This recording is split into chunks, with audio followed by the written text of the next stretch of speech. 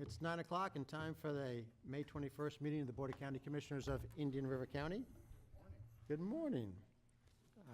We're going to begin with a moment of silent reflection for first responders, and that will be followed by an invocation by Reverend Jack Deal of Our Savior Lutheran Church, and we'll then have the Pledge of Allegiance led by Commissioner Tim Zork. Please rise.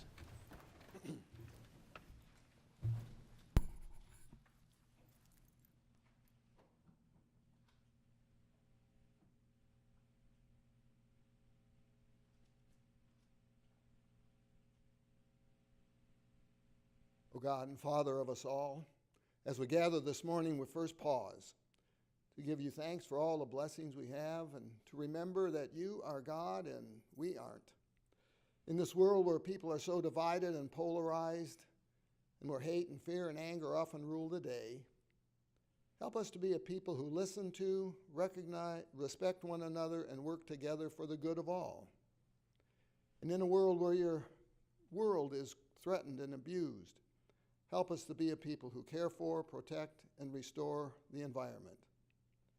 To those ends, we humbly ask you to bless our commissioners and all gathered here this morning in the business that lies before us, that we may be that people you made us to be here in this time and place, that we may live in peace and harmony with each other and with this beautiful world that you have made, or at least help us to move in that direction.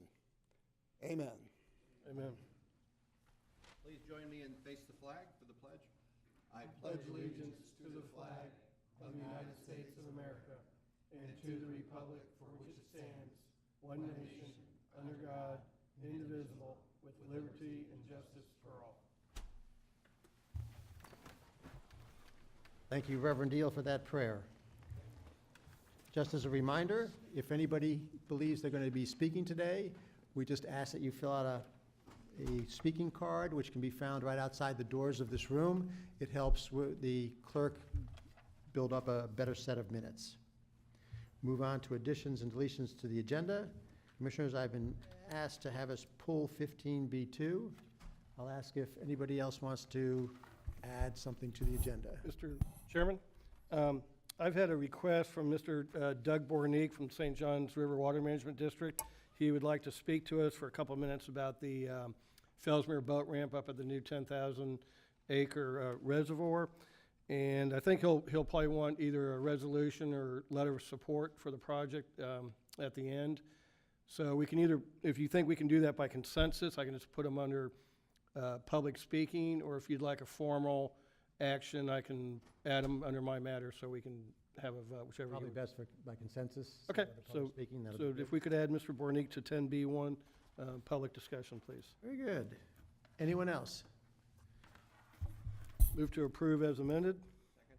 Motion by Commissioner O'Brien, second by Commissioner Zork. All in favor? Aye. Any opposed? Passes 5-0. Thank you. 4-0. Commissioner Flesher is not with us today. He is with some family for today, for basically the Memorial Day weekend. We move on to proclamations and proclamations. The first is the presentation of a proclamation recognizing Memorial Day 2019. Commissioner O'Brien will present this to Jim Romanek, the COO of the Veterans Council. Commissioner O'Brien. Thank you, Mr. Chairman. Jim, Michelle, Marty, come on up.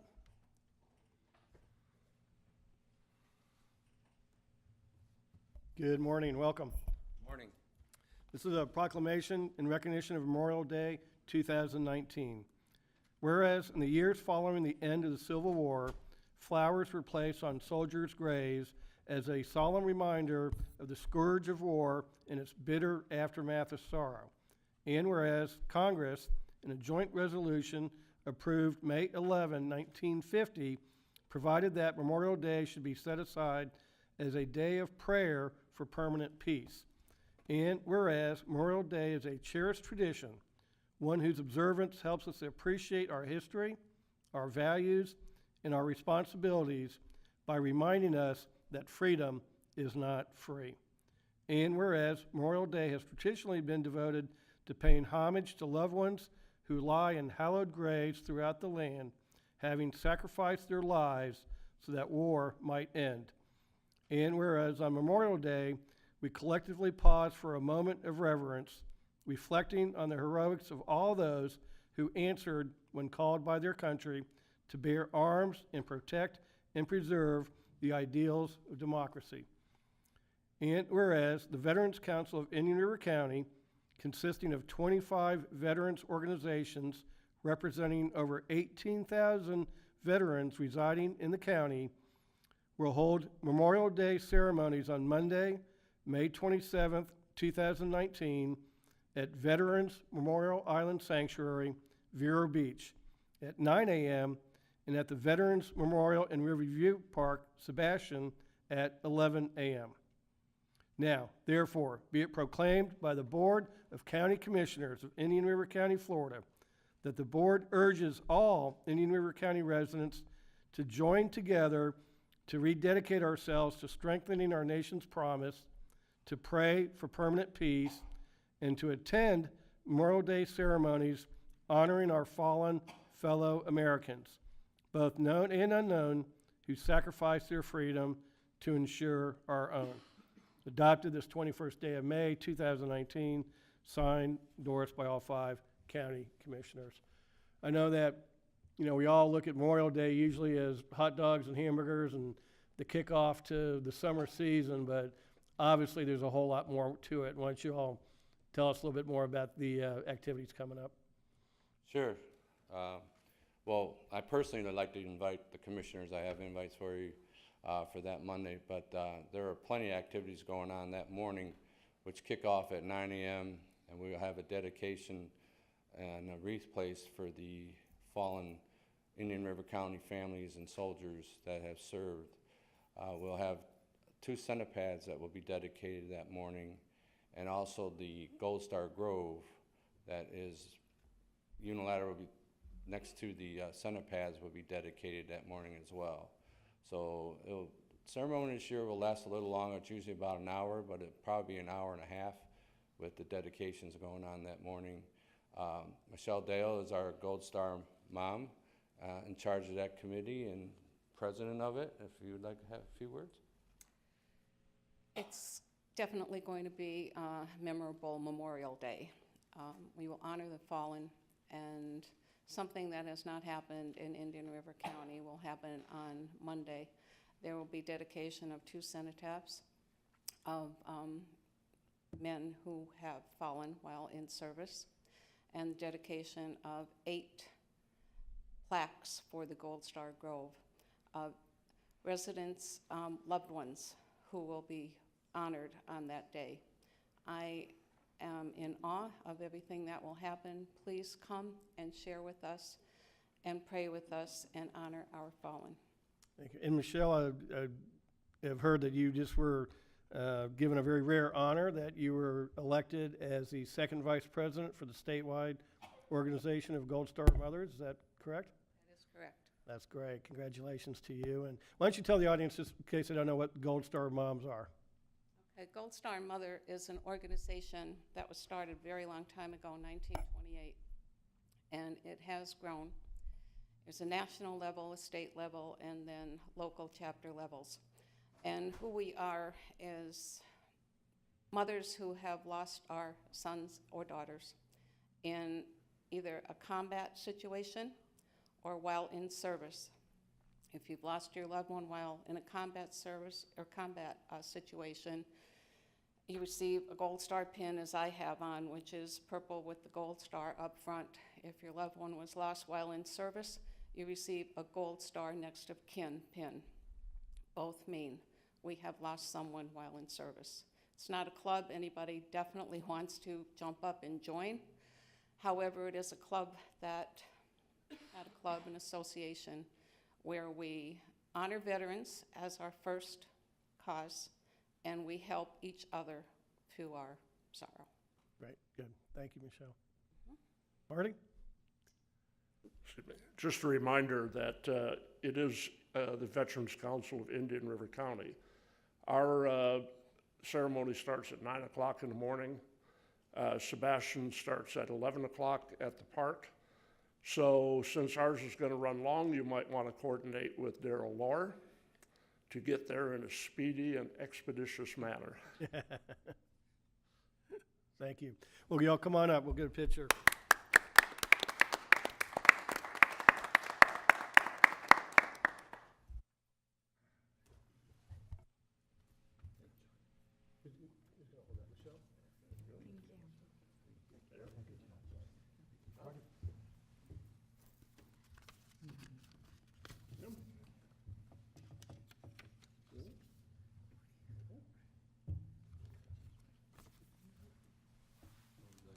Just come right about there would be good.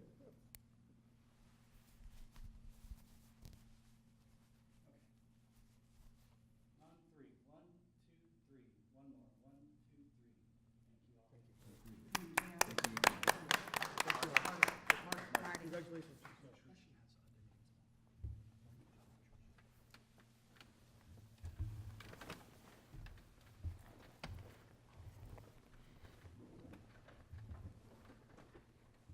We are now going to have the presentation of a proclamation recognizing the ribbon-cutting ceremony for the expansion of the Gifford Youth Achievement Center.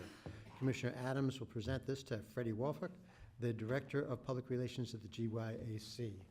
Commissioner. Thank you. Freddie, it's always good to see you, and it's Two. my pleasure to read this proclamation for such an exciting event. This is a proclamation recognizing the ribbon-cutting ceremony for the expansion of the Gifford Youth Achievement Center. Whereas the Gifford Youth Achievement Center has been serving the community since 1998, providing the tools to ensure that every child who walks through its doors has a chance to graduate from high school and choose a life rooted in stability and joy. And whereas, since GYAC began offering after-school and summer academic programming, the high school graduation rate of African American students in Indian River County has increased from 51% to well over 80% and is rising each year. And whereas GYAC has been so instrumental in increasing those rates that its board of directors felt it imperative to build additional space to provide programs for students on their waiting list. And whereas GYAC began the $7.4 million Dreamweaver capital campaign to build a new 14,000 square foot expansion building with the help of its board, benefactors, and community supporters. And whereas GYAC achieved great success via dozens of generous donors, totaling $6.5 million. And whereas donors have continued to support GYAC in creating an endowment fund that will protect the community's investment in GYAC and ensure its programming will continue for years to come. And whereas an expansion project groundbreaking took place on June 28, 2018, and with expedited efforts from the architectural and construction firms, has been completed in under a year, with the public ribbon-cutting ceremony on May 15, 2019. And whereas GYAC guarantees a return on investment by continuing to raise graduation rates and teach its students the lessons of perseverance, respect, strength, and self-confidence. Now, therefore, be it proclaimed that the Board of County Commissioners of Indian River County, Florida, does hereby recognize and laud the opening of the new Gifford Youth Achievement Center expansion building and wish the staff continued success in their remarkable efforts. Adopted this 21st day of May 2019 and signed by all 5 county commissioners. And this is such an exciting thing for the community, not just the Gifford community, but the community-wide. And I know you guys are serving a very great population. And would you like to talk a little bit about what you're going to be doing with the new building? Would I like to talk? I know I didn't need to give you that invitation. Good morning. Morning. My name is Freddie Woolfolk, 4590 57th Avenue, Vero Beach, Florida. We are so happy to be standing here, our staff, as well as our board of directors, both the operational board and the foundation board. But I want to just tell the viewing audience, thank you, because it's because of their compassion, their willingness to give of their treasure.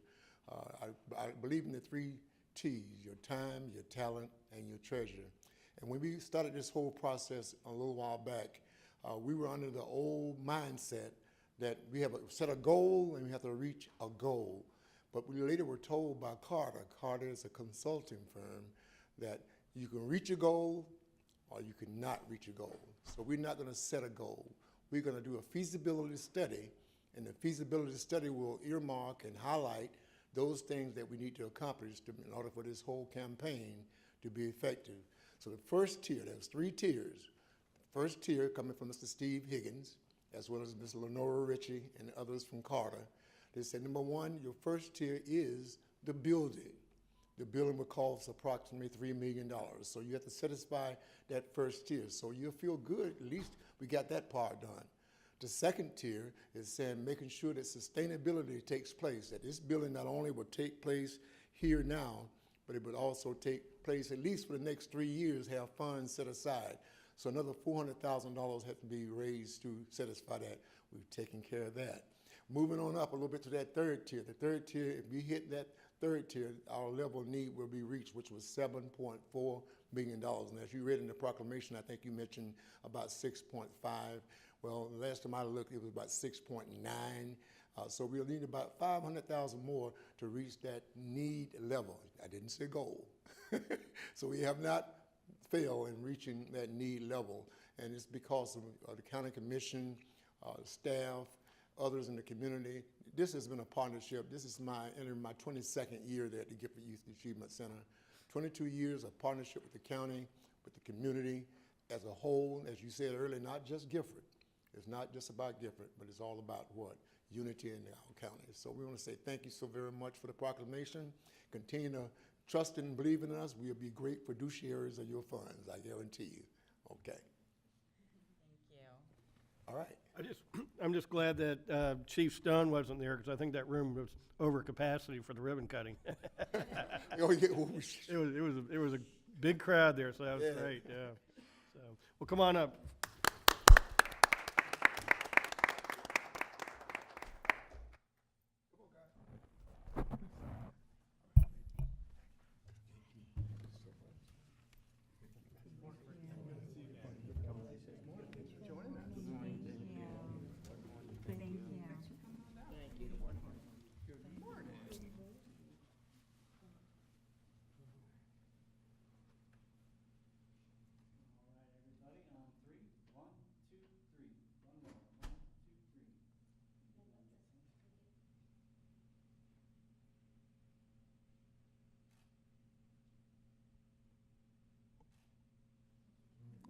Thank you again. Thank you.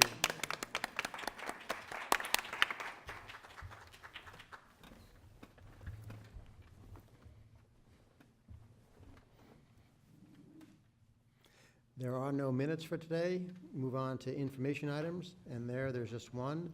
Household Hazardous Waste and Electronics Recycle event scheduled for June 1st. And for all those listening who have lived in their home for a long time, Jackie and I lived in ours for about 32 years, and last year we were cleaning the garage for the first time in a while, and it's amazing how much junk, especially in the way of unusable chemicals, can be in a garage. It's not really safe or healthy for it, but they just sort of accumulate over time.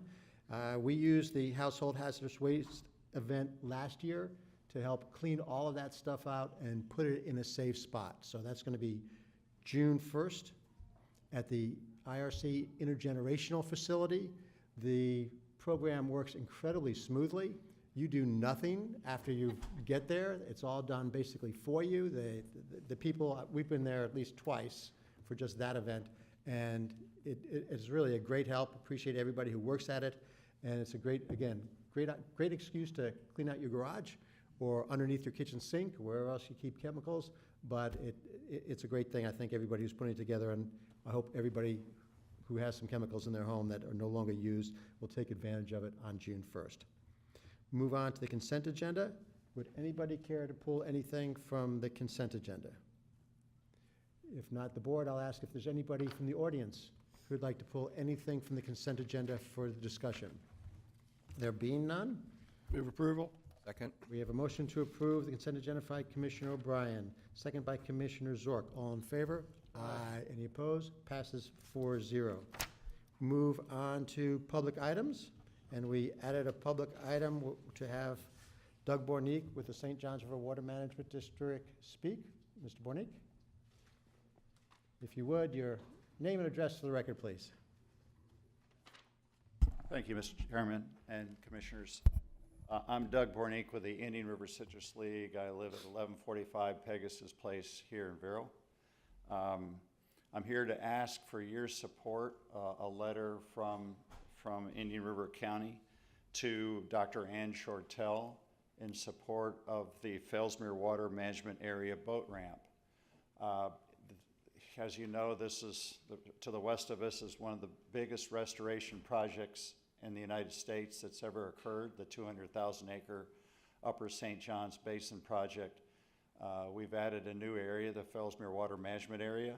It needs access. It's got a perpetual easement to it that it'll be there forever.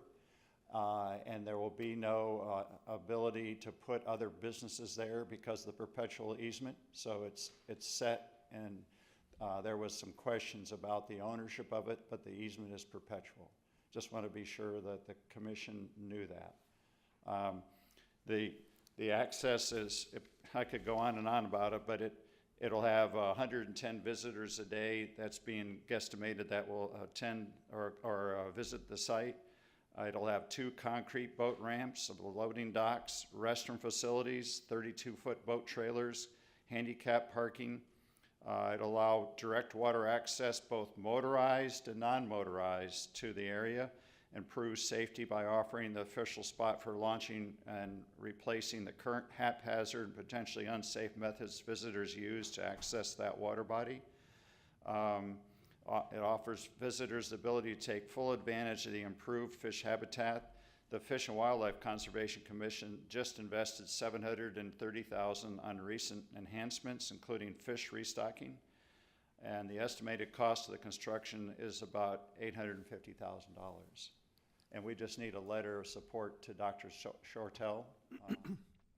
And Mr. Chairman, Doug had emailed me some information, but our email is down, so I haven't been able to get it yet. I have it on my personal email, but I will, once our email is working, I'll get it to Dylan, and he can use those bullet points to write up a letter for your signature, if that's good with you. Any other commissioners have any questions, comments? Nope. Very good. So consensus is we'll set out a letter of support for the project. Thank you very much for bringing it to our attention. Thank you. All right, thank you, Doug. And with that, we'll move on to public notice items. There are 2, and I'll ask Mr. Reingold to read them. Thank you very much. Good morning. We have a public notice of scheduled executive session. This will be the Indian River County Sheriff Darrell Lohr having a scheduled executive session with the Board of County Commissioners on May 28th, 2019. That'll be at 9:30 a.m. and it'll be about the Indian River County Sheriff's IUPA collective bargaining agreement. Please keep in mind that the meeting is exempt from Florida Statute 786.011 or requirements, or the Sunshine Law requirements, and is not a public hearing. We just want to make sure this was publicly announced. And again, that will be on May 28th, 2019 at 9:30 a.m.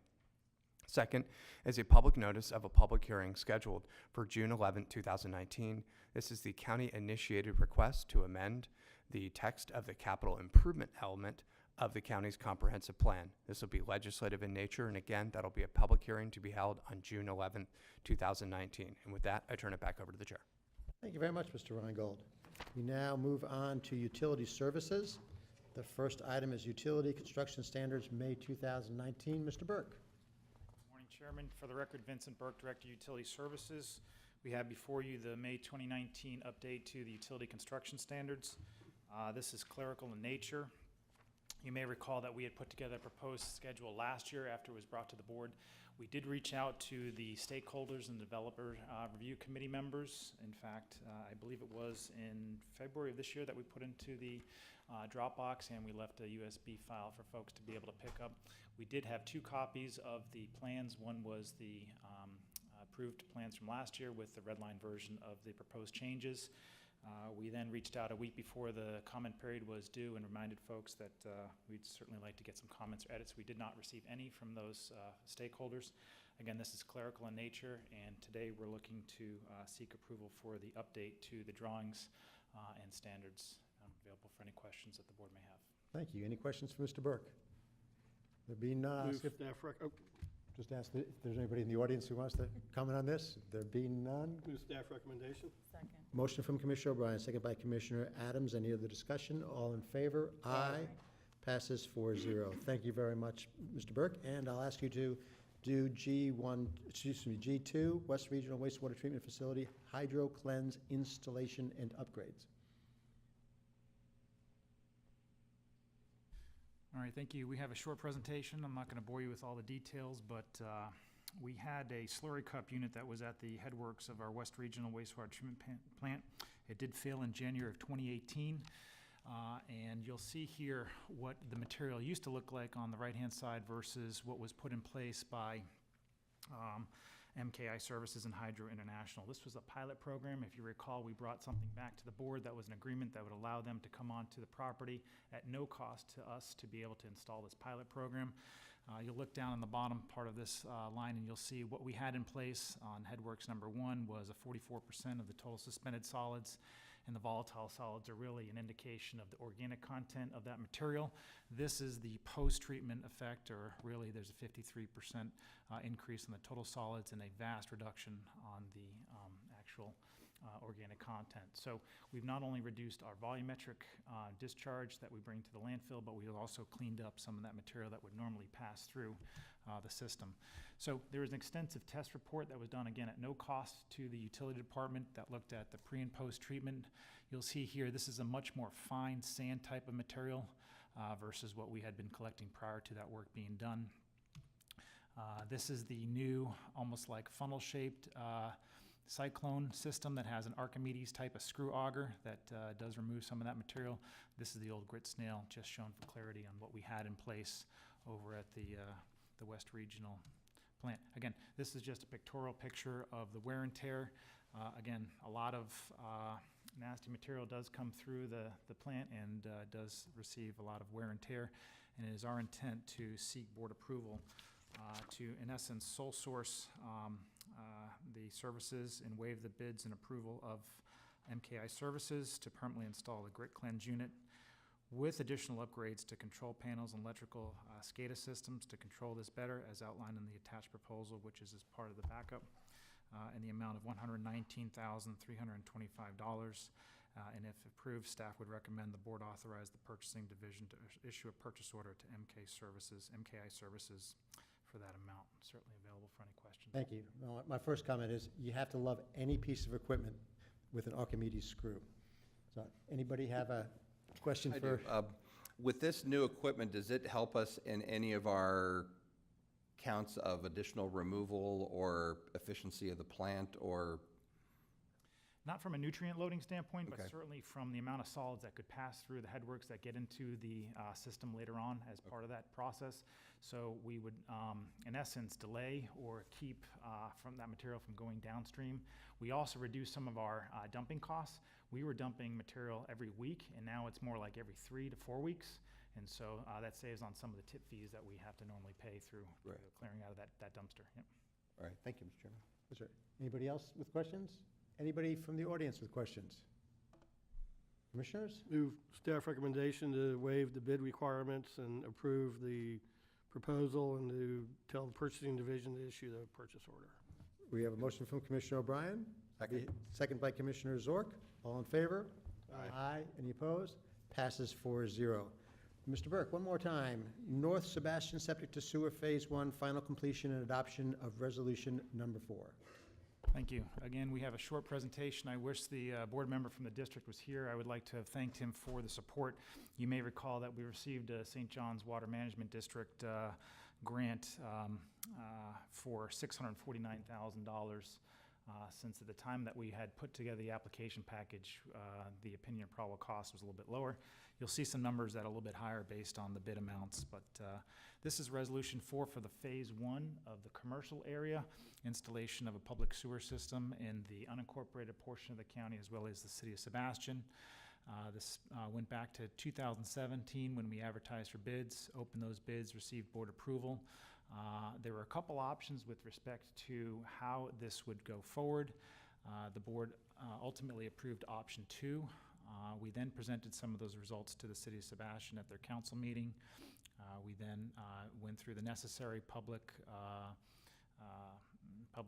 advertising period, and we brought back to the board resolutions 1 and 2 to set the rates at that time. We were able to issue the notice to proceed to the contractor, Tim Rose Construction. There were some delays due to Hurricane Harvey that actually had some material costs associated with some of those delays, but happy to note that this project did come in under budget. Substantial completion was in August of 2018. We closed out the district grant prior to their timeline, and based on waiting for the water to be completed, there was a small portion of this project where we had to loop the water service. That was outside of the dollars that we received for the sewer service. And then from some restoration delays, we had the final completion in April of this year. So you may recognize this map. US 1 is the line in red. That is not the gravity sewer line, but we did run gravity sewer line on the east side of US 1. We did install a county lift station to pick up some of that flow. Some of these parcels are undeveloped. You'll notice that there are a total of 115 parcels initially, but 3 of those parcels, as noted in the agenda item, are excluded because they are either the City of Sebastian Cemetery or they're vacant land that could not connect to the improved pipes that have been installed. So a total of 112 parcel units. And the board, again, option 2 that was previously approved was a hydraulic fair share cost. We noted in the agenda item that there's some parent parcels and some child parcels based on the fact that there's multiple units on a given piece of property.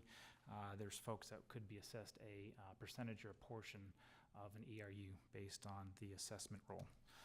So the estimated cost at the time that resolution was put through was $2.9 million for the sewer, about $63,000 for the water, total construction cost of $2.98 million. At the end of the actual cost at the end of the project was just under that of $2.78 million. Going back to what the board had previously approved was that for all existing structures, both within the City of Sebastian and unincorporated county, there's an incentive program to try to get folks to connect now that the line has been installed and we have DEP clearance. And so if the board approves resolution for today, we would start the clock for year 1, and all of the impact fees would be covered by another funding source of $2,796 per ERU for sewer ERU. Again, that's only for the first year. So we have letters that have been drafted that are ready to go out certified mail today to all of the benefiting properties of the 115 that would be allowed to connect, to let them know that, hey, this is a good time to be able to connect to the system so that we can show success with the district as well as with the City of Sebastian. And with the incentive program, I think that's a very good opportunity for folks to get off their septic systems. Again, if they wait, then there's a 20% decrease each year afterwards, so that actually goes away. So the longer someone chooses to wait, the more money that they would pay per the impact fees.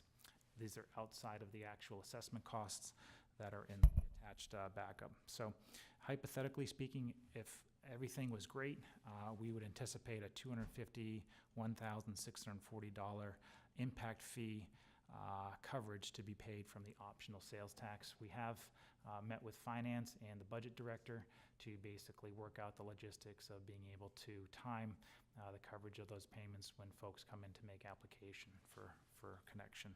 And lastly, there's a mandatory connection after year 5. So in summary, board, we ask that your authorization to do 3 things. One is to adopt the resolution that's attached in the back of resolution number 4 with the final assessment roll. For the benefiting parcels, they can either pay in full within 90 days, interest-free, or they would be able to amortize those costs for up to 10 years, payable in 10 equal yearly installments at an annual interest rate of 2%, as approved previously by the board. And to do finally the final application for payment number 6 from Tim Rose Construction in the amount of $113,897.49, which would release any further obligations of the county from the contractor. Certainly available for any questions the board may have. Thank you, Mr. Burke. Any questions for Mr. Burke? I'll ask if the public has any questions or comments on this item. There being none, commissioners? Move staff recommendations and just, Vinny, I know this was kind of a complex project, but coming in under budget and being ready to rock and roll on this now, I think you and your staff and Timothy Rose and everybody's done a great job. So congratulations on a good project. We have a motion by Commissioner O'Brien, second by Commissioner Adams. All in favor? Aye. Any opposed?